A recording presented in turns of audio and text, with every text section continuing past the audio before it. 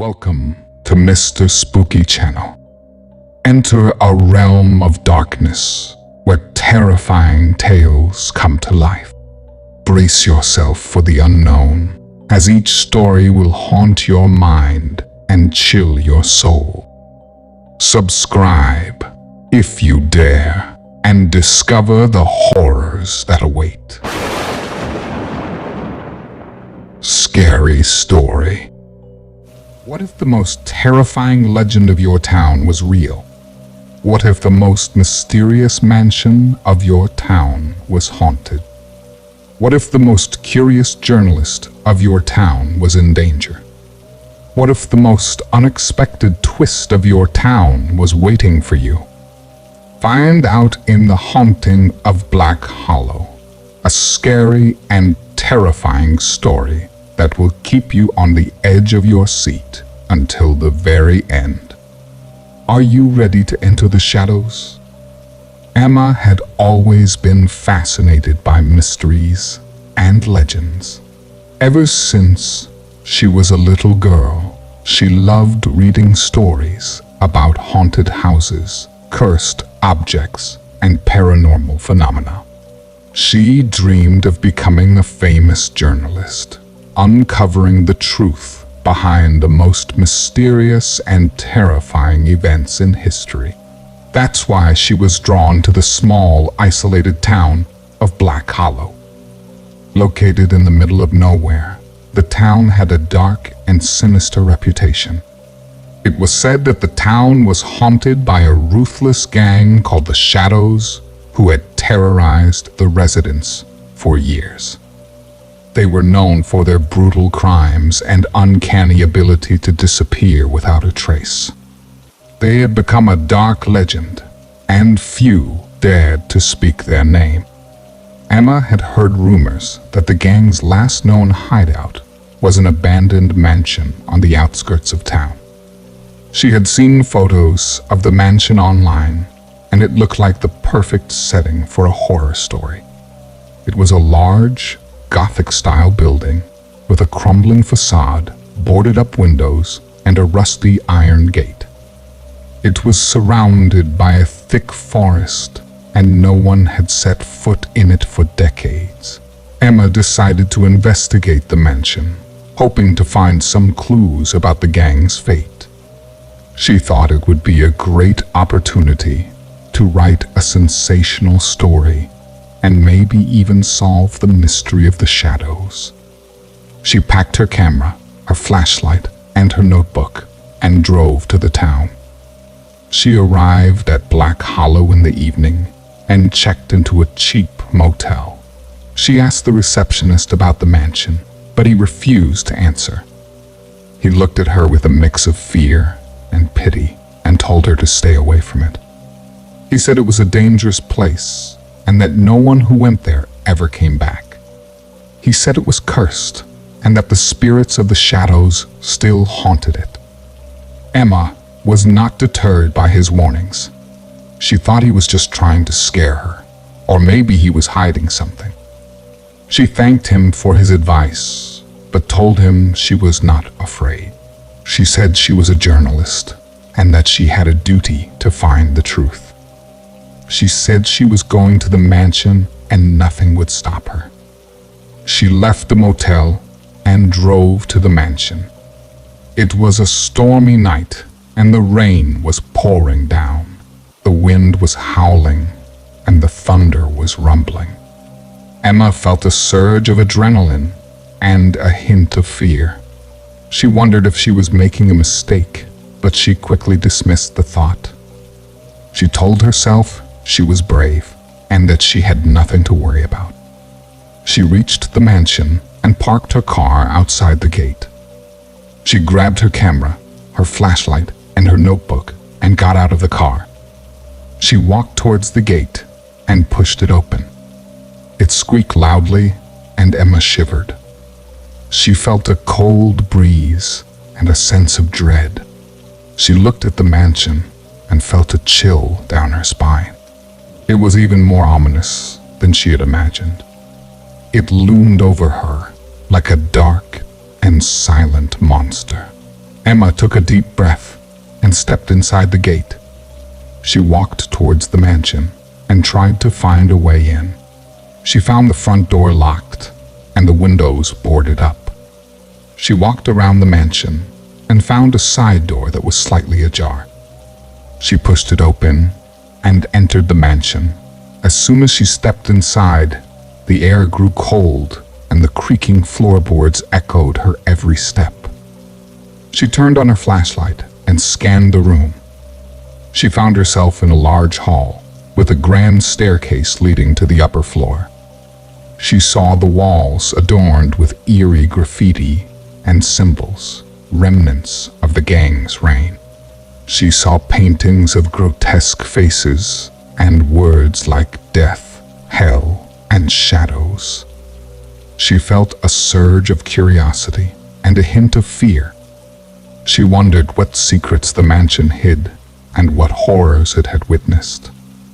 She decided to explore the mansion and look for any signs of the gang. She walked up the staircase and found a long corridor with several doors. She opened the first door and found a bedroom. It was dusty and dirty, and the bed was covered with bloodstains. She saw a knife on the floor and a bullet hole on the wall. She guessed it was the scene of a murder and felt a shiver. She took a photo of the room and left. She opened the second door and found a bathroom. It was filthy and moldy, and the bathtub was filled with murky water. She saw a razor on the sink and a severed hand floating in the water. She gasped and felt a wave of nausea. She took a photo of the bathroom and left. She opened the third door and found a library. It was dark and dusty, and the shelves were filled with books. She saw titles like the Necronomicon, the Book of the Dead, and the Satanic Bible. She saw candles and pentagrams on the floor and a skull on the desk. She realized it was the place where the gang performed their dark rituals and felt a pang of fear. She took a photo of the library and left. She opened the fourth door and found a closet. It was empty and dark, and the door slammed shut behind her. She heard a lock click and felt a panic. She tried to open the door, but it was stuck. She banged on the door and shouted for help. No one answered. She was trapped in the closet, and she didn't know why. She heard a voice in her ear, whispering, "Welcome to the shadows, Emma. We've been waiting for you." She screamed and dropped her flashlight. The closet went dark, and the voice laughed. She felt a cold hand grab her neck and squeeze. She struggled and tried to breathe, but it was too late. She was dying, and she didn't know why. Emma woke up in a hospital bed, surrounded by doctors and nurses. She was confused and scared, and didn't know what had happened.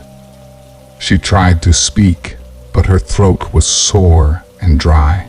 She felt a bandage around her neck and a pain in her chest. She saw a monitor next to her bed, showing her vital signs. One of the doctors noticed she was awake and approached her. He smiled and introduced himself as Dr. Jones. He said he was the chief of the hospital and that he was glad she was alive. He said she had been found unconscious outside the mansion with a deep wound on her neck and a bullet in her heart. He said she had been brought to the hospital by a local farmer who had heard her screams and seen her car. He said she had been in a coma for 3 days and that it was a miracle she had survived. Emma was shocked and didn't understand. She asked him what had happened and who had attacked her. She asked him about the mansion and the gang. She asked him about the closet and the voice. She asked him if it was all a dream or a nightmare. Dr. Jones looked at her with a mix of pity and concern. He said he didn't know what had happened and who had attacked her. He said he didn't know anything about the mansion or the gang. He said he didn't know anything about the closet or the voice. He said it was not a dream or a nightmare. He said it was a mystery and a horror. He said he had some questions for her and that he wanted to help her. He said he had contacted her family and that they were on their way. He said he had also contacted the police and that they wanted to talk to her. He said he had something to show her and that it might explain something. He took out a tablet and turned it on. He said he had found her camera outside the mansion and that he had downloaded the photos. He said he had looked at them and that he was shocked by what he saw. He said he wanted her to see them and that he hoped she was ready. He handed her the tablet and told her to swipe through the photos. Emma took the tablet and looked at the screen. She saw the photos she had taken of the mansion and the rooms. She saw the blood, the hand, the skull, and the symbols. She felt a surge of fear and a hint of curiosity. She swiped to the next photo and gasped. She saw a photo of herself lying on the floor of the closet. She saw her neck bleeding and her eyes wide open. She saw a shadowy figure standing over her, holding a knife and a gun. She saw his face and recognized him. He was the receptionist of the motel, the one who had warned her to stay away from the mansion. He was smiling and his eyes were glowing. She swiped to the next photo and screamed. She saw a photo of the receptionist lying on the floor of the closet. He was dead and his body was mutilated. He had multiple stab wounds and a bullet hole in his head. He had a note pinned to his chest, written in blood. It said, "We are the shadows and we are immortal. We are the masters of the mansion and we are the rulers of the town. We are the hunters and you are the prey. We are the killers and you are the victim. We are the nightmare and you are the dream. We are the curse and you are the blessing. We are the darkness and you are the light. We are the evil and you are the good. We are the death and you are the life. We are the end and you are the beginning." She looked at the note and felt a shock. She realized the truth and the horror. She realized that the receptionist was not the attacker, but the protector. He was not the enemy, but the friend. He was not the killer, but the savior. He was not the shadow, but the light. He had sacrificed himself to save her and to stop the gang. He had lured them into the closet and had fought them. He had stabbed them and had shot them. He had killed them and had died with them. He had ended their reign and had freed the town. He had broken their curse and had given her a blessing. He had turned off their nightmare and had turned on her dream. He had extinguished their darkness and had ignited her light. He had erased their evil and had created her good. He had stopped their death and had started her life. He had closed their end and had opened her beginning. He had done all this, and she didn't know why. She looked at the last photo and felt a twist.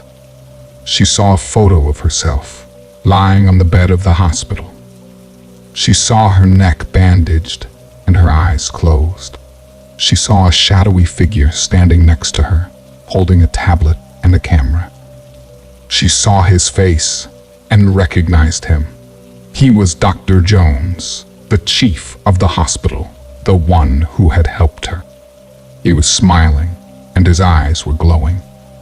He looked at the camera and said, "Welcome to the shadows, Emma. We've been waiting for you." The end. Thank you for joining us for this spine-tingling story. We hope you found it both thrilling and thought-provoking. If you enjoyed this video, please consider participating in our channel by subscribing, liking, and sharing it with your friends. Your support goes a long way in helping us create more engaging content for you. Goodbye, and may you always tread carefully in the world of the unknown.